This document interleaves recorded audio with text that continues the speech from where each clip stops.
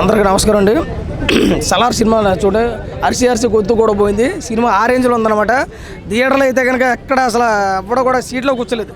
ప్రభాస్ గారు వచ్చినప్పుడు ప్రతి ఒక్క సీన్ కూడా వేరే లెవెల్ అయితే కనపడింది. ఇంక నిజంగా ప్రభాస్ గారు తీసుకున్నటువంటి లాస్ట్ 3 సినిమాలు ఎంత డీలా అయితే పెట్టాయో, ఆ 3 సినిమాల కోసం ప్రభాస్ గారు 3 మెట్లు దిగిపోతే ఈ సలార్ సినిమాతో ప్రభాస్ గారు 10 మెట్లు ఎక్కారు. ఆ రేంజ్లో పర్ఫార్మెన్స్ ఉంది. ఆ బ్యాక్గ్రౌండ్ మ్యూజిక్ కానీ, ఎలివేషన్స్ కానీ, ఆ ఫైట్స్ కానీ, నిజంగా టాలీవుడ్లో ఫైట్ అంటే బాలకృష్ణ గారు చెప్పుకుంటాం, నరకుడు అంటే బాలకృష్ణ గారు చెప్పుకుంటాం. కానీ ఈ సినిమాలో బాలకృష్ణ గారు ముగుళ్ళ ధైర్యాడు మన ప్రభాస్. ఆ రేంజ్లో అయితే నరకుడే జీవించాడు. చాలా బాగుంది. చిన్నవాళ్ళ కానించి పెద్దవాళ్ళ వరకు కూడా చూడవలసిన సినిమా సలార్ మూవీ. ఎక్కడ కాంప్రమైజ్ కాలేదు, ఎక్కడ మిస్యూజ్ కూడా చూపించలేదు. చాలా అద్భుతంగా ఉంది.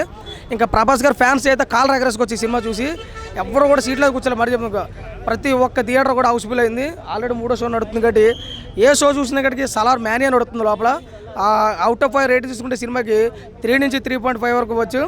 ఇంకా లోపలైతే రెండే, సలార్ జాతర, ప్రభాస్ జాతర, ఈ రెండే జరుగుతున్నాయి కాబట్టి ప్రతి ఒక్కరు చూడండి.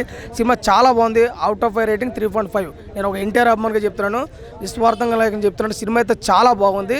ప్రభాస్ గారు అయితే కంబ్యాక్ అయిపోయారు ఫుల్గా. అయితే సినిమా చాలా బాగుంది.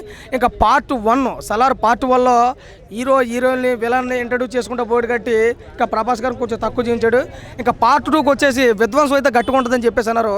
మరి ప్రభాస్ గారితో కలబడి నిలబడి ఎగబడి కూడా ఎడున్నాడో ఇంకా అందులో మన పార్ట్ 2లో చూద్దాం. కాబట్టి ఈ పార్ట్ 1 అయితే కనుక నిజంగా బీబీ రికార్డులు అయితే మన బద్దలు కొట్టుకుంటుంది. బీబీ అంటే బిగ్ బాస్ కాదండి, బీబీ అంటే బాహుబలి రికార్డులు మన బద్దలు కొట్టే సీన్ అయితే ఇందులో కనపడుతుంది. కాబట్టి ప్రభాస్ గారి రికార్డు ప్రభాస్ గారు బద్దలు కొడుతున్నారు సలార్ అనే రేంజ్లో మనకు కనపడుతుంది.